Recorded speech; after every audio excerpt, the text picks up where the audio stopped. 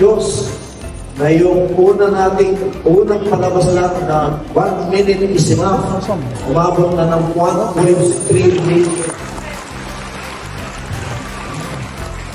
At isa sa pinakamalaking gawain, ito na yung sa pinakamalaking gawain na ating inaharap. Inaayos po natin kung paano yung mga guidelines. Magtatayo tayo ng isang GC ng mga propagators, devotees, sino man all over the world. Sila ay pwedeng mag-join sa ating social media page sa Friends of the Divine Mercy. We will be having counseling. Iayos natin yan bansa man sila bansa, no? Na sila'y mag-member doon sa ating page, no? I-reach out natin sila.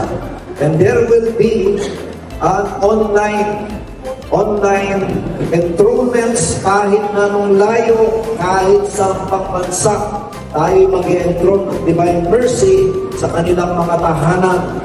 Amen? Pagkasal natin na ito na po yung pinakamalaki sa lahat. Sabi niya, ay spread the devotion of my mercy unto the ends of the earth, unto the whole world.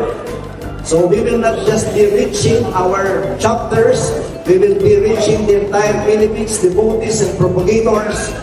At tayo ay tulong sa simbahan, kasama ng simbahan, nakikiisa sa simbahan Katoliko. Ipagdasal po natin na tayo ay makakuha ng mga talagang mahusay, mabubuting mga tao para sa ating social media team. Amen?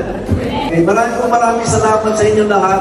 Please, follow us on, again, Friends of the Divine Mercy. Amen? Marami pong mga programa kinalagay doon, isa-isang programa. Siguro in another 1 month, mapupuno na kayo ng programa. Talapakan natin ang Diyos na buhay. Maraming salamat.